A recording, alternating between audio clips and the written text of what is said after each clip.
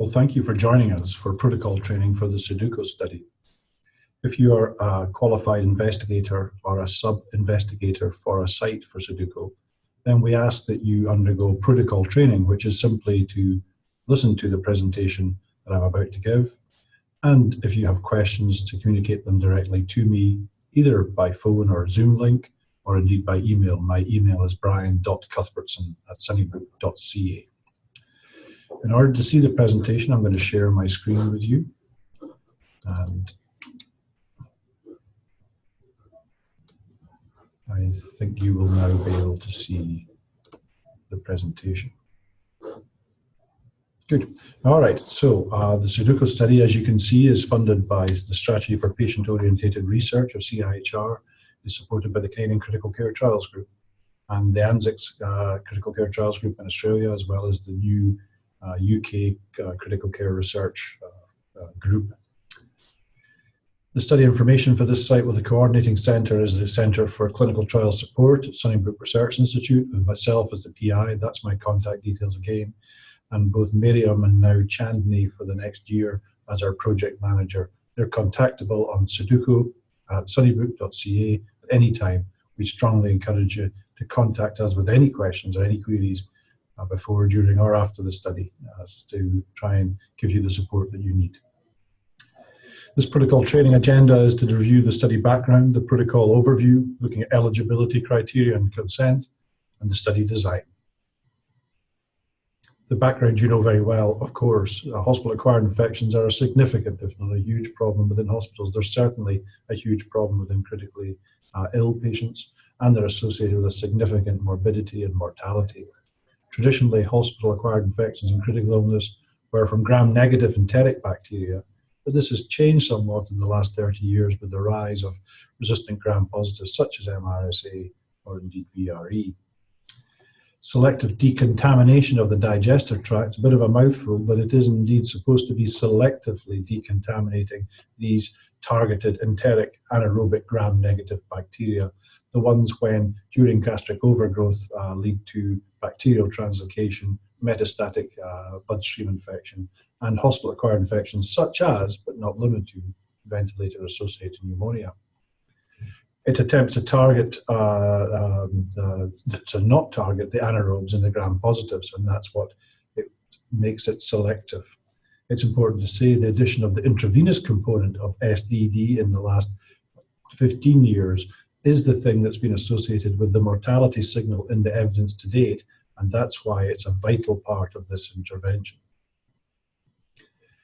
SDD is not new. It's been around since 1983, and there was a variety of publications early in the 80s and 90s, and larger ones in the last 10 to 15 years, mostly from Northwestern Europe, specifically the Netherlands. It's not been adopted widely elsewhere. There's 12 centres in the UK do this. There are none in Canada and none in Australia or New Zealand. So what is it? Well, it's a topical oral/enteral non-absorbable antibiotics for the duration of the ICU admission, or at least for ventilation. Polymyxin B, otherwise known as colistin, tobramycin, and originally amphotericin for antifungal activity, for fungal overgrowth. That's been replaced in the modern preparations with nystatin for the same role. It also goes with a third generation cephalosporin, cefotaxime or ceftriaxone, and in those allergic to those agents, ciprofloxacin for 4 days, if the patient is not already on a broad spectrum intravenous antibiotic, i.e. a third generation cephalosporin or above. The evidence to date, well, there's a Cochrane review of 36 trials, 6,900 patients, and indeed our review for the SuDDICU group, which is shown here, which actually reviewed the 37th trial, the 6,000 patient study from Desmet et al. From the Netherlands. And that shows an odds ratio for a reduction in mortality of 0.75, so a 25% relative risk reduction, corresponding to about a 3.5 to 4% absolute risk reduction for mortality, which is highly significant. Also a massive reduction, possibly the highest of any, for reduction in VAP with an odds ratio of 0.28.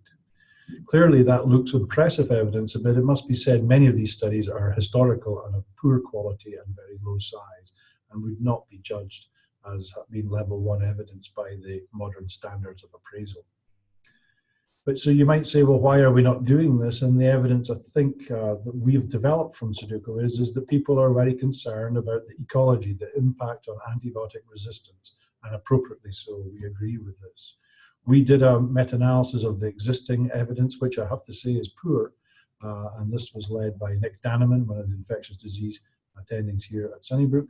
And in the work that we did, we showed that there was no change in antibiotic resistance related to VRE. There was no change, although perhaps a trend to increase in MRSA. And for the specific component antibiotics of the intervention, you could see actually either an actual reduction or a trend towards reduction in resistance to these antibiotics. Now you might say, how can that be? If we are delivering more antibiotics, surely we should be driving antibiotic resistance, and that's certainly the classical teaching. But it may relate to this. In 2/3 of studies in our meta-analysis, the duration of antibiotics was either the same or actually lower. So in fact, we gave less antibiotics to people on SDD.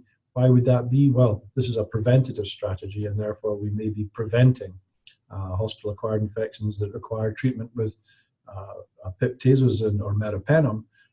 So instead of them, we're substituting 4 days of cephalosporin. So there's something intuitive about that, but far, far from clear signal and far from proven.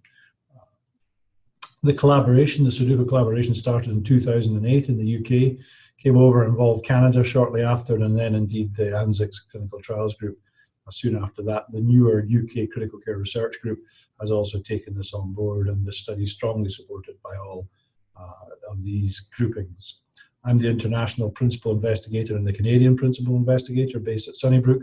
John Myberg, who many of you will know, is the principal investigator at the George Institute in Australia, and Tony Gordon is the UK principal investigator from Imperial College. Here's the program of research. We've completed the things in green above, the systematic reviews, the exploratory risks of benefits and harms and barriers, as well as pilot feasibility work. Now we're on to the RCT, which we're describing, the ecology work, which is running parallel, and I'm about to tell you. Indeed, cost-effectiveness work as well is planned in this phase. And then we'll move ultimately on to post-implementation surveillance work. So let's look at the protocol. The hypotheses that we have in place are that SDD will reduce hospital mortality for those critically ill patients and will not harm the ecology of the ICU in doing that. The main outcomes, well, the primary is depicted as hospital mortality, but importantly, the key ecological outcome, which we really hold up as a co-primary outcome, is an antibiotic resistance outcome, the difference in the instance of antibiotic-resistant organisms per 1,000 patient admissions. We know that hospital mortality change here alone will not change practice. It has to be associated with either no increase in resistance or even a reduction for this to come into practice. Secondary outcomes include total antibiotic usage, the instance of antibiotic-resistant organisms in cultures from blood and indeed from non-sterile sites, Clostridia difficile rates, and the instance of clinically treated infections caused by an antibiotic-resistant organism. The inclusion criteria are all around trying to get ventilated people who we think will be ventilated for more than 48 hours. This is specifically worded using wording that's been used in previous RCTs, and it identifies ventilated patients who are predicted at the time of admission to remain ventilated beyond the end of the calendar day after the day of ICU admission. So the day after tomorrow is the operationalized way. For those who are just intubated whilst in ICU, then it's the calendar day after the day of admission as before from when they were ventilated. And if you fail to predict they're going to be ventilated 48 hours, but it becomes clear they are going to be, then we're including those patients too. Exclusion criteria are few. Enrollment in a trial that would interact with the intervention, and this really, the only thing I know that fits with this would be probiotic trial, and since the current Canadian probiotic study has stopped recruitment, this is no longer an issue. There is no overlap with other antibiotic studies such as balance and duration of antibiotics or choice of antibiotic studies. Known allergy, sensitivity or interaction to the trial topical interventions. I have to say they're extraordinarily rare to these particular products and very rarely documented, so we're not expecting a problem with that. Remember, if there are patients allergic to the intravenous component of the intervention, then we would not stop the intervention, but we would change the IV component over to ciprofloxacin from the ceftriaxone. It's important you realize that as many parts of this intervention should be given at any one time, so that as much of it is available to the patients. So it's not an all or nothing situation. Further exclusion are known or suspected pregnancy, but we do not ask you to test for this specifically, moribund patients, and patients less than 16 years of age. Note that patients readmitted to the ICU will be re-enrolled into the study and receive study interventions, that is the oral and the gastric, but not the intravenous intervention, if they meet the inclusion criteria and do not have any exclusions still at this stage. Health Canada has approved the process and has asked us for a deferred consent model, even though we had a waiver from the ethics boards on this. And that means patient substitute decision makers will be approached after the patient has been enrolled into the study by the research staff to get consent for continuation of the intervention only. The data collected is under the waiver, and it's only continuation. We ask that you do this within 48 hours in line with good practice whenever possible. The study design specifically is a multi-center cluster crossover RCT with a contemporaneous ecological study and a process evaluation, which I'll tell you more about in a second. If you imagine yourself as a center, perhaps right now we are in the pre-study period. We'll do a 3-month pre-trial period where we'll determine the baseline ecological status. We'll do the first intervention, and your center has already been randomized to either doing the intervention first and the control second, or vice versa. After 12 months, we'll wash out for 3 months, do the second period, and then a final post-trial period for 3 months at the end. The intervention period, well, the IP administration will be 4 times daily topical application of the SDD paste to the buccal mucosa and the oropharynx. This is easily applied from a pre-prepared syringe of the aqueous gel using a standard mouth application swab. 4 times daily administration of SDD suspension into the gastrointestinal tract, down a nasogastric or other gastric tube, and a 4-day course of the intravenous cephalosporin or ciprofloxacin if allergic. The intervention continued. STD will become the standard of care for the ICU for this period, and this is very important, a cluster trial, when we are trying to deliberately give a high exposure to this intervention in the unit to test whether the antibiotics affect the ecology of your unit. Eligible patients should be treated with STD within 6 hours of meeting the eligibility criteria, if at all possible. The quicker, the better. If it's going to prevent infections, it's best to be given at the time of the bacteremias that occur with intubation and with line insertion. That's why we're so keen that we recruit during the night as well as during the day for this study. The topical and enteral intervention will continue until tracheal extubation, removal of the enteral feeding tube, 24 hours unsupported spontaneous ventilation on a tracheostomy, or ICU discharge, whichever comes first, and for a maximum of 90 days. IV antibiotics, as I said, will continue for 4 days, or to ICU discharge, whichever comes first. The treatment otherwise will be stopped at the end of the 12-month STD intervention period. Patients will continue to receive intervention until they meet criteria for cessation at a maximum of 90 days. That's the same length as the post-trial period and the interperiod gap, so that will lead to the cessation before the commencement of the next period. During the control period, we asked the same group of patients are identified according to the inclusion and exclusion criteria, and importantly, using the same mechanism of identification as soon as they're intubated.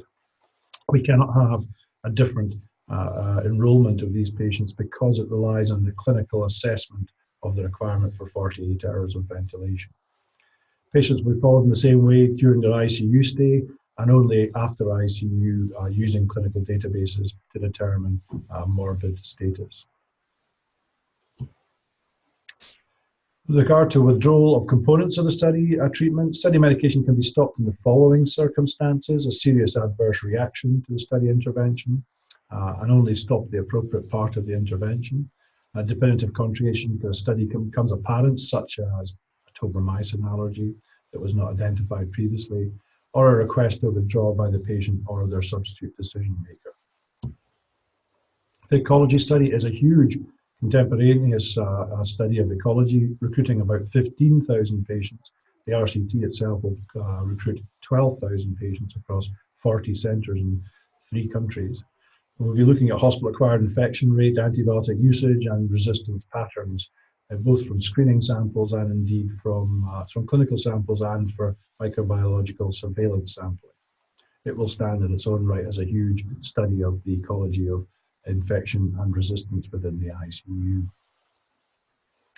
The ecological surveillance periods, well, all patients are admitted regardless of ventilation status, so this is a broader group than the RCT inclusion, for 1 week in each calendar month for the 3 months of the pre-trial period, for 1 week of each month in the final 3 months of the 2 interventional periods, and for 1 week of each month in the intra-period gap and post-trial periods.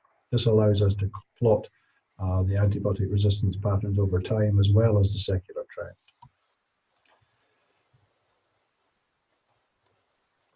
And I think that says broadly what I just said previously. Surveillance swabs, we're asking for 1 in 4 patients during the ecology phases of days 2 and 7 to have nasopharyngeal and rectal swabs for MRSA, VRE, CPE, and ESBL measurement. We've discussed this with your labs. We have standard operating procedures for the swabs and for the laboratory, and these will be reported in the clinical routine, clinical reporting system of your hospital. We're using this definition, which is a Dutch de Smet study definition of antibiotic resistance, which seems to be as good as any available.